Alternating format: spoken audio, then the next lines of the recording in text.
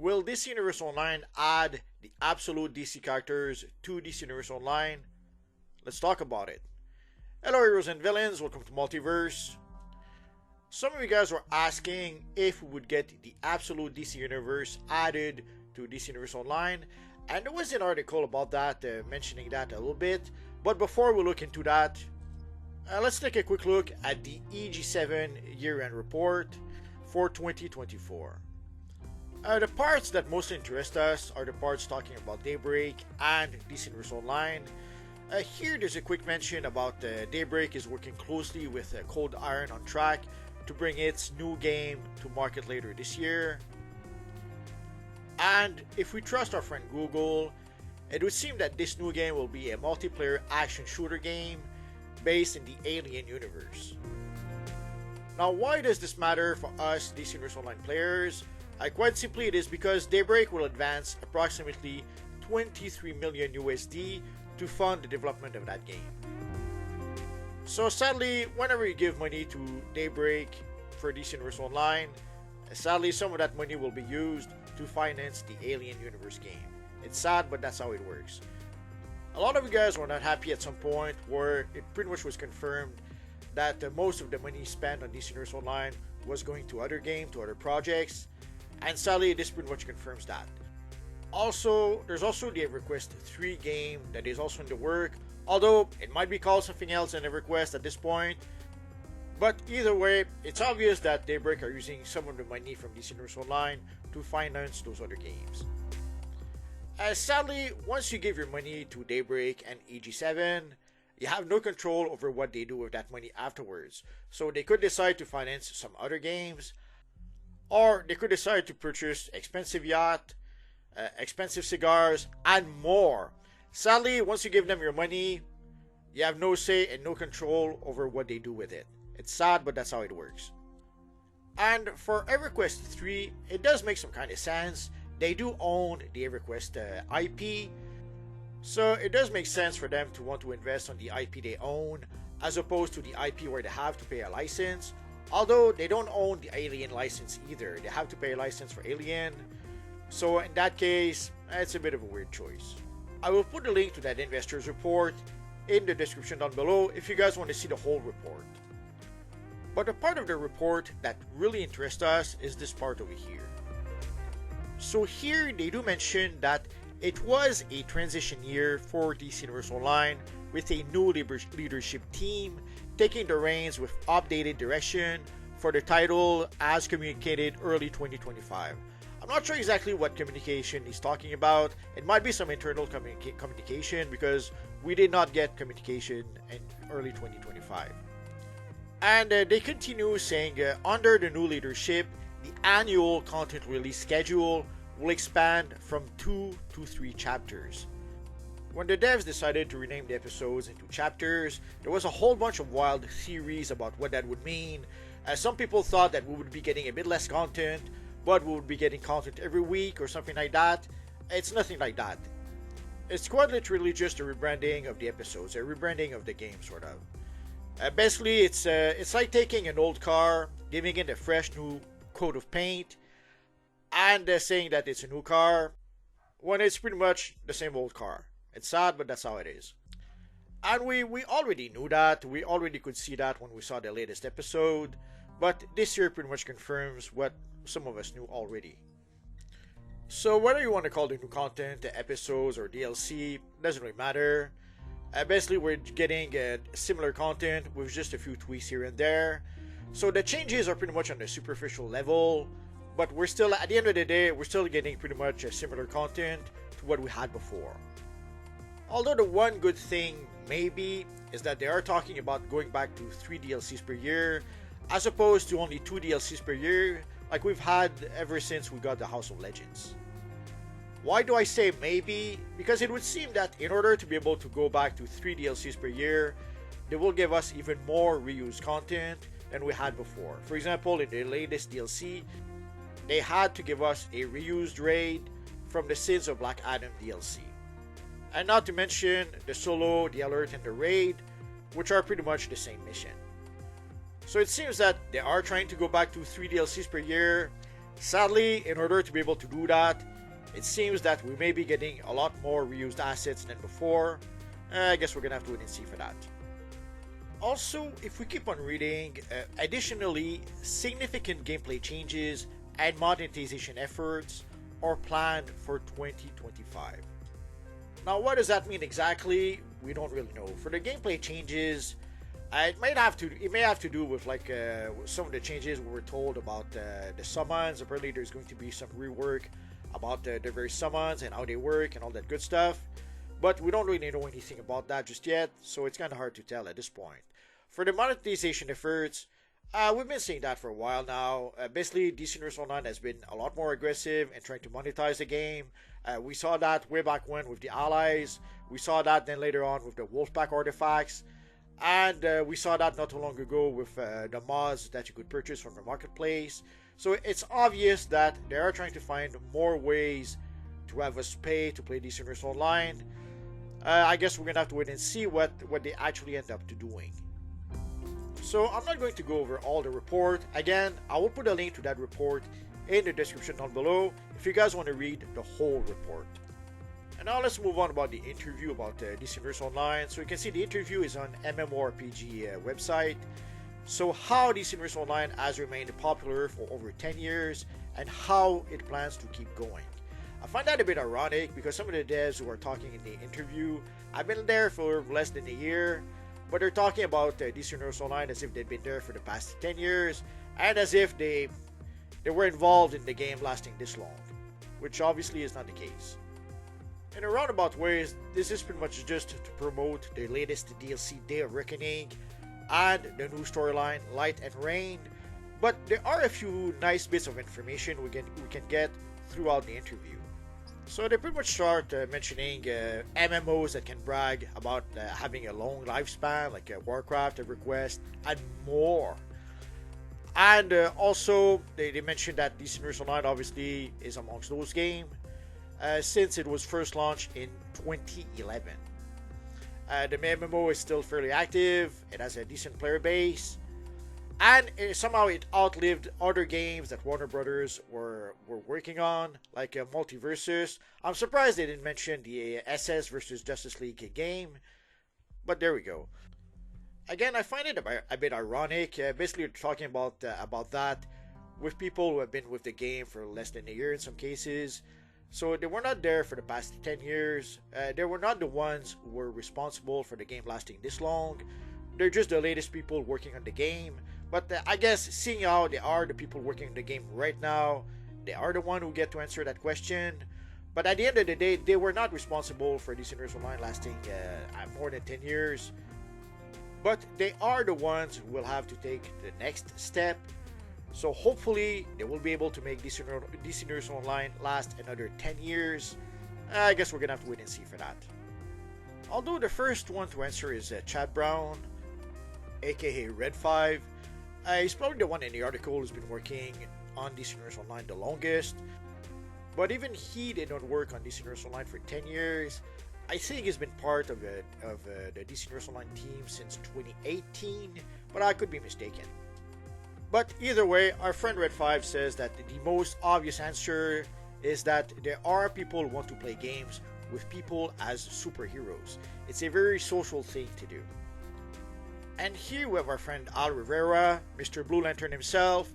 There's only a handful of MMOs that are in the Decade Plus Club. I don't know if there is any one single formula that explains why one single MMO works versus another. But what I do know is that it's important that you're consistent. That you're consistent releasing good content, that you're consistent releasing quality goods, and that you're listening to the players. That last part is a bit ironic, seeing how there's pretty much very little communication with the devs pretty much for the past year. Although, to be fair, he does mention listening. He doesn't mention replying to the players, talking back to the players. So he continues with you react to the players. In a game as massive as DCUO, you've got to try different things, but you also have to be true to what the fans want. Again, seeing how there are things that fans have been asking for, and we're still not getting those things. you have to wonder how much they are actually listening to the fans. But as was mentioned at the start of the video, 2024 was a transition year. We pretty much have a new team in place, so hopefully the new team will do a better job listening to the players and giving us what we want. We'll have to wait and see for that. So it continues with they have selected what they want from this game. Sometimes you try something and it's not what they like, and you listen and adapt to that. It continues.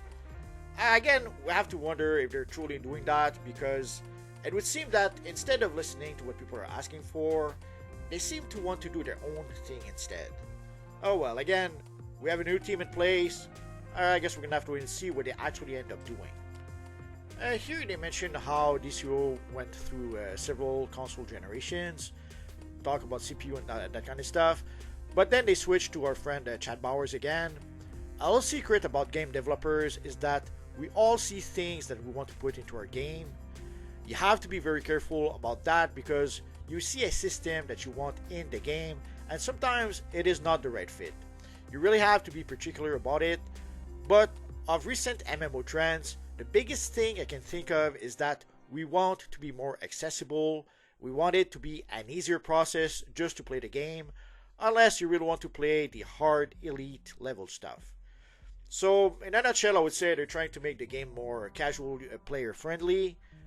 That's pretty much what I get out of that. And then they move on into promoting the newest DLC, Day of Reckoning, which starts a new story arc known as Light and Rain. I did talk about that a little bit. It would seem that the new story arc will be about the two sisters, about the Blue Lantern character whose name I completely forget, and about the Reckoning who became an Indigo Lantern. And I have to admit, until I read the latest blog, I had no idea these were supposed to be twin sisters, but apparently they are. So it would seem that the Light and Rain story arc will be about the twin sisters, one being a Blue Lantern, the other one being an Indigo Lantern. Now, did they really have to create their own characters? Did they really have to create new characters that nobody knows anything about? Could they not have used maybe Saint Walker for the Blue Lantern, and maybe his brother Elephant, who somehow would become evil and then turn into an Indigo Lantern? Or maybe create a twin character for Saint Walker? I will never know. I guess once we see the whole storyline, then maybe we'll see why they created new characters. But so far, you have to wonder, why did they have to create new characters that nobody knows anything about, as opposed to using already existing characters that people have been asking and asking to be added to the game?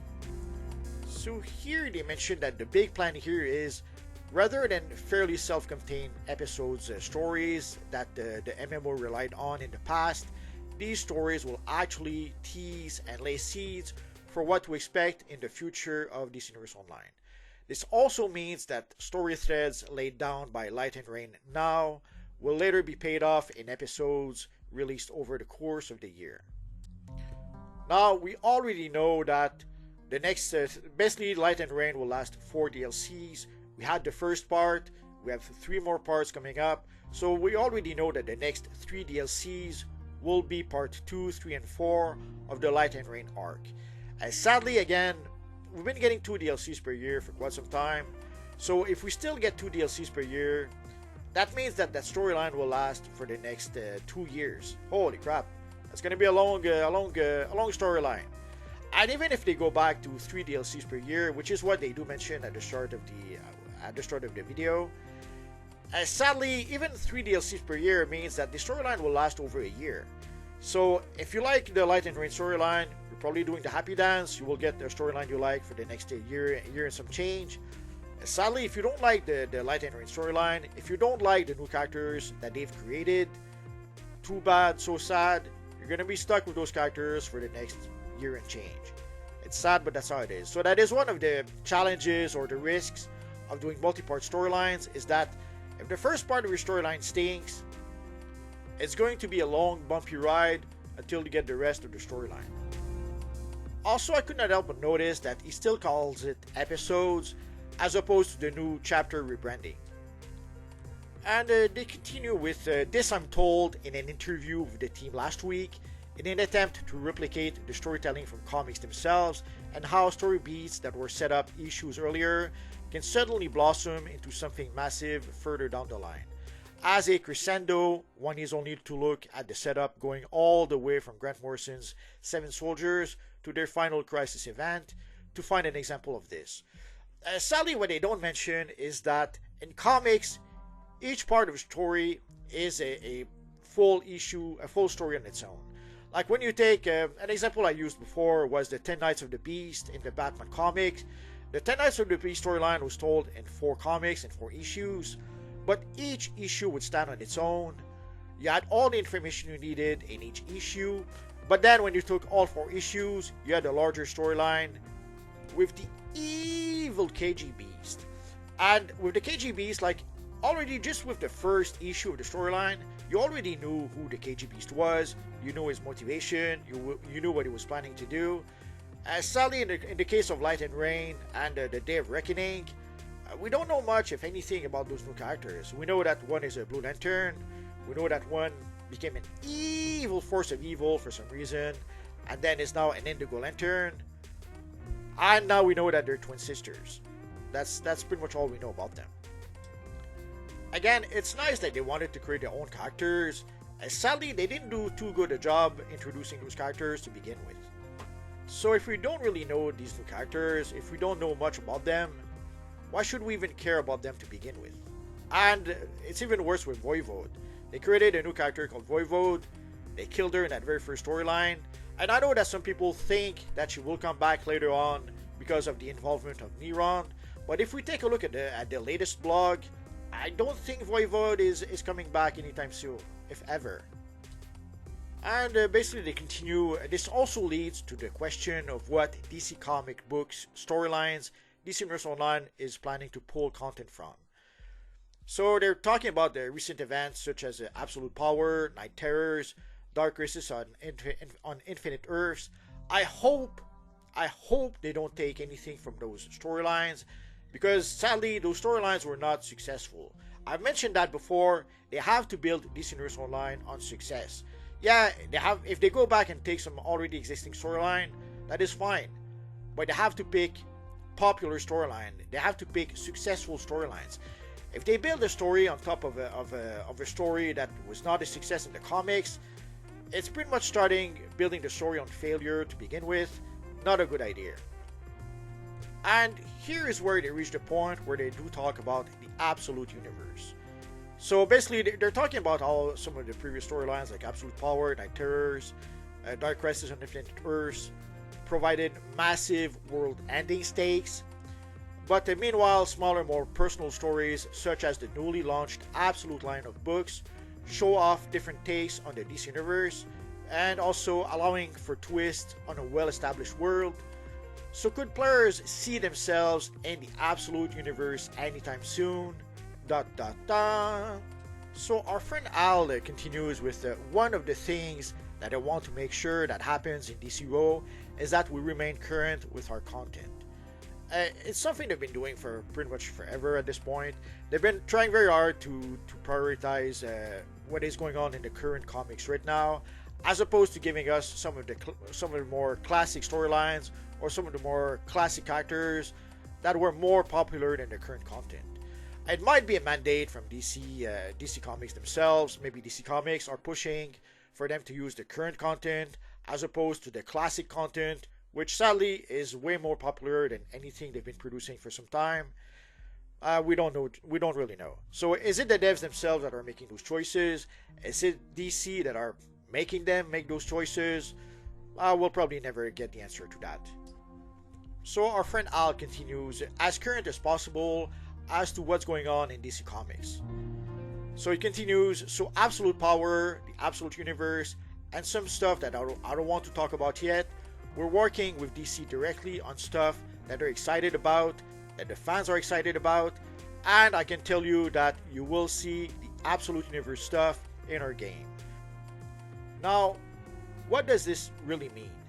In the case of getting Absolute Universe stuff in the game, is it going to be... Obviously, it's not going to be a DLC, because we already know that the next 3 DLCs will continue the Light and Rain storyline. So obviously, we're not getting an Absolute Universe DLC anytime soon. Could it be a time capsule? Could we get an Absolute Universe time capsule soon?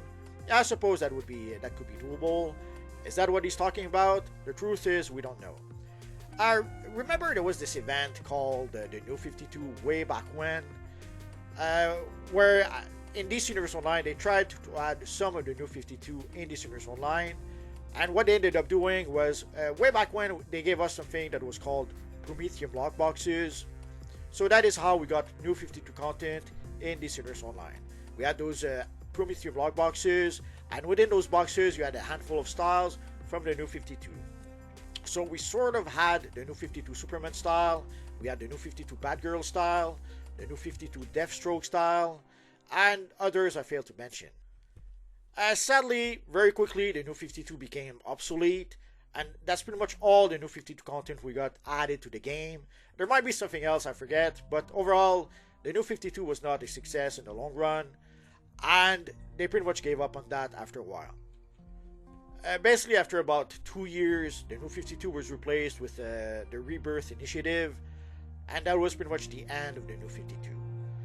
Ironically enough, in DC Universe Online, as they tried to keep up with technically the new content in the comics, like the Rebirth gave Superman a new costume, and at the time, DCUO decided to redesign Superman to look more like the Rebirth version of the character. But sweet irony, things can change very quickly in comics, and that was an example of that. They changed the Superman costume in the game to be like the Rebirth costume in the comics. Sadly, by the time, not long after they changed the costume in the game, they were already announcing that they were going to change back the costume to the classic costume in the comic. Sweet irony. So that is one of the problems with trying to be current with the comics, is that the comics changes very, very quickly. So by the time they decide to be current with the comics, and it takes a long time also to create content for a video game. So let's say they start working on Absolute content right now, Absolute Universe content right now. It might take them 6 months, a year before they can release that content. And by the time they do release that content, for all we know, the Absolute Universe is the new flavor of the month. It might seem popular right now, but in 3 months, 6 months, next year, maybe it won't be popular anymore. So it could happen that they start working on Absolute Universe content, and by the time we do get that content is already obsolete. We're gonna have to wait and see for that, I guess.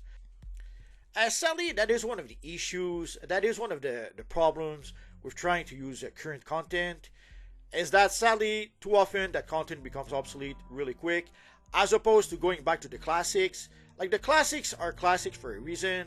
Usually they're classics because they were able to last through time. So ideally, you want to go back to the classics, you want to use classic storylines, classic costumes, classic characters that have lasted through the years, as opposed to using the latest toys that sadly might be obsolete in 6 months. I guess we'll have to wait and see for that. Also, he mentions that they are working with DC directly on some stuff. What is that stuff? We don't know just yet. Although 2025 is supposed to be the year of Superman, that's when we are going to get the new Superman movie. Also, they've rebranded that basically the summer of 2025 will be the summer of Superman. So you would think that, seeing how 2025 will be the year of Superman, the summer of Superman, you would think that they have some Superman content planned to be released for the occasion. I guess we're gonna have to wait and see. It always drives me a bit crazy, and basically DC Universe Online or Daybreak pays good money to use the DC Universe Online license, and somehow they barely use their iconic characters like Superman, like Batman. It drives me a bit nuts. Like, they're paying very, very good money to use some of the most popular characters on the planet, and they barely use those characters. That's crazy to me, but what can you do? So our friend Al continues, but also we don't want to get too ahead of ourselves, because often DC is still writing stuff, they're creating, they're changing, and we don't want to do something where we find out that they've already changed the idea. So he kind of mentions what I just talked about in a roundabout way. So basically, they don't want to go ahead too quickly into some of the new stuff, because for all we know, DC will change that new stuff in 6 months, or that new stuff will no longer be popular in 6 months. Again, we're gonna have to wait and see. And here they're very quick to clarify that And that's not to say that DC Universe Online only adapts stories from the comics. Far from it. The MMO is known for unique stories that you can't really find anywhere else. So they're basically preparing the groundwork to let us know that I don't really expect the storylines from the DC Comics.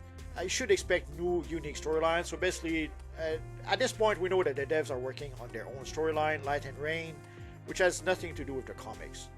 So in a roundabout ways, they're trying to let us know that don't expect classic storylines, don't expect storylines from the comics too much, because the devs are busy doing their own thing right now. Although, even when they do take already existing storylines from the comics, like for example, the Flashpoint storyline, our friend Flashpoint writer was devastated because we did get a Flashpoint DLC. We did have a Flashpoint storyline in DC Universe Online. That is really nothing like the comics. And there are some similarities, but the Flashpoint storyline, the Flashpoint DLC, and the Flashpoint storyline in DC Universe Online is similar to the comic storyline on very superficial levels. At the end of the day, not really the same story. So here we have our friend Red 5 who continues, like, the team adapts existing stories to fit our frameworks. And obviously they have to adapt some things. Like one of the stories that would be great to see in DC Universe Online would be Crisis on Infinite Earths. Sadly, there are billions of characters in that storyline, so that's not really an option. So what they ended up doing instead, they gave us Origin Crisis, where you had 5 alternate Batman, 5 alternate Luthor, and that was pretty much, and a few alternate versions of some of the characters. Like we have an evil alternate version of Superman we have to fight in one of the alerts. So they are able to even when they take inspiration from certain comics, sadly with the limitations they have in DC Universe Online, they have to make some choices. For example, the Legion DLC, the Legion of Superheroes has a lot of members. Sadly, we only really saw 3 of those members as actual NPCs. We saw Brainiac 5 as a screen, but mostly they used the Teen Titan characters within that DLC because there's only so many new assets they can create for a new DLC, and it's obvious that there's no way they could create the entire Legion of Superheroes for that DLC. So to give us a Legion of Superhero DLC, ironically enough, they pretty much had to use the Teen Titans to fill up the ranks of the Legion of Superheroes. And here our friend Red 5 continues, the big one that sticks out to me is Teen Titans, the Judas Contract, where you've got Terra and Deathstroke against the Teen Titans. So there's a process where you familiarize yourself with the storyline and work out how to fit it into our game. Yeah, the Judas Contract, not quite the same as in the comics, but it was close enough that people understood that it was the Teen Titans, Terra was an evil traitor, and we had our friend Deathstroke. So that was close enough, I guess, within the context of DC Universe Online. But some of the story does get morphed a little, so it's not a direct translation, which I like because it means that you have 2 separate sources that tell 2 different stories. So obviously when they do use storylines from the comics, they have to change it so that it fits within the context of DC Universe Online.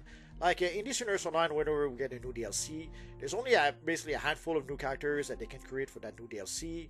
Usually there's maybe 1 new environment they can create for that new DLC. But for a lot of other environments, they'll have to either reuse some maps and then put some new missions into those maps. Although, as we saw with the latest DLC, they have reached a point, it seems, where they will not only use already existing maps to give us new content, they will use already existing raids, or they will use the same mission for the solo, for the alert, and for the raid in order to give us more content. And here we get back to our friend Al. A lot of the content we have is a reflection of the narratives in the comics. A great example is our last episode, Harley Quinn versus Apokolips. That was something that we wanted to do because it's a really fun comic series that we're really excited about. I'm glad that they were excited about it, as sadly the Harley Quinn comics is not selling very well. I understand that DC are trying very hard to push Harley Quinn. They're trying to push Harley Quinn on TV, in the movies, and in video games. So I assume DC Universe Online is no different. They're probably trying to push Harley Quinn in DC Universe Online. So I understand why they might have decided to use a Harley Quinn DLC. And sadly, the Harley Quinn comics right now not selling very much. They cannot even manage to sell 15,000 copies. That's not what I would call a successful series. A series that sells less than 15,000 copies probably should have been cancelled a long time ago. But it is Harley Quinn. DC are trying very hard to push the Harley Quinn character. So obviously, even if the sales on the comics are not very good, they're still not going to cancel the comic because Harley Quinn is pretty much their most popular character after Wonder Woman. And building a DLC on a character on a storyline where the comic should have been cancelled probably a long time ago, I'm not sure I would call that building on success. Pretty much the opposite, I would call that building on failure. And yes, we do have Harley Quinn in the movies, but again, the Harley Quinn movie, like the Bird of Prey movie, which pretty much was a Harley Quinn movie, that was pretty much a disaster. And even the Suicide Squad movies, not sure I would call those a success. I understand that the second one by James Gunn had a pretty good critical reception, but not a lot of people actually did see that movie, sadly. I'm glad that the devs were excited about the Harley Quinn vs. Apokolips story. Sadly, it only illustrates how there's a big gap between what the devs like and what the player base seems to like. From what we understand, some of the devs do seem to be Taylor Swift fans, which pretty much illustrates the gap between what the devs like and what the players like. I'm pretty sure that if you ask DC Universe Online players, most of them will probably tell you that they're not Taylor Swift fans. But I could be wrong. Although, again, it could be one of the devs' effort to try to bring in a new crowd of player, a new kind of player to DC Universe Online. That is possible. And our friend Al does continue. We re-envisioned the story, telling it a little differently, but it more or less told the story from the comics. Building on this, Rivera explains how he is hoping that the new Light and Rain, the story arc, will change things moving forward in DCUO. A lot of what I would like to do going forward is to dig deeper and see what's either current stories or beloved stories and kind of show some of the narrative threads that we left unexplored and what could be done in parallel to culminate in an event.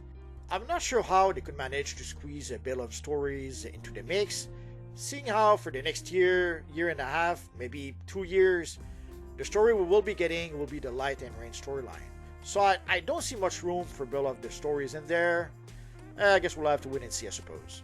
And he does continue. I wanted to tie into the greater narrative to give players a different experience with Easter eggs for the fans who look into this stuff.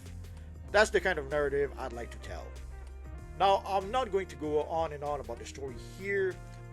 I do have an upcoming future video talking about the new story-focused approach to DC Universe Online. They do conclude by saying that 10 years is a long time. I'm not sure why they keep on saying 10 years because it's 14 years, almost 15 years. You would think that they would say that instead if they're trying to promote the game. Oh well. So, but they do mention 10 years is a long time for video games and for technology in general. And of course, there's been a lot of changes since then. And they do mention that we have examples of MMOs that have lasted 10 years, in some cases even 20 years, if not more. Now, will DC Universe Online be able to do that? Will they be able to last 2 decades, 3 decades? And will the new shift, the quote-unquote new shift on how stories are told, will that allow the game to be able to last a second decade? Well, we're going to have to wait and see for that. So, some of you guys asked me what I thought about this, what I thought about the Absolute Universe being added to DC Universe Online. Sadly, that's not really what they're saying. They're looking into it, they're saying that they want to do it, but for all we know, they're just saying that they might do it someday, and it may never happen. They do mention that DC are still writing stuff and changing stuff, so they are already preparing the ground for what if they don't add the Absolute Universe to DC Universe Online. So they could very well go back to, well, we already told you that the DC are still changing stuff. So the DC did make some changes, DC wrote some other stuff, and we're just going to do it. So they're already managing expectation and letting us know that it might never happen if DC makes some changes. So will we get the Absolute Universe in DC Universe Online? we don't know. We after everything that's been said, at the end of the day, we have no idea. Is it going to be added? Is it not going to be added? After all that's been said, we still don't know. It would seem that the devs are masters at talking, at saying a lot of things without actually saying anything. I understand that they do not want to commit to something, and then later on having to say that, oopsie, we did a boo-boo, it's not gonna happen. I understand they don't want to do that, but at some point they have to commit to something. But sadly, it would seem that the current crop of devs are determined not to commit to anything in case plans change. And it's pretty much been the pattern we've been seeing for the past year. So basically, they're not really announcing anything ahead of time. When they do announce something, most of the time it's just a few days before it actually gets launched. And some cases, they don't even announce it ahead of time. We find out the day it is launched. So sadly, on that front, there's nothing really we can do. We pretty much have to accept that sadly the devs will not share their plans with us ahead of time. Although there is a glimmer of hope on the horizon, there is a new community manager, Volterra. So maybe Volterra will be able to keep us informed. Maybe Volterra will be able to give us more information than what the devs usually gives us. Sadly, at this point, it's a bit early to tell. We're gonna have to wait and see for that. But we can hope that now that they have a new community manager, maybe things will improve a little bit. At this point, we're gonna have to wait and see. So there we go, guys. So we have a new investors report. If you want to see the report, I'll put a link in the description down below. And the same also with the interview with the devs. If you want to read the whole interview on the website, I'll put a link to that interview in the description down below.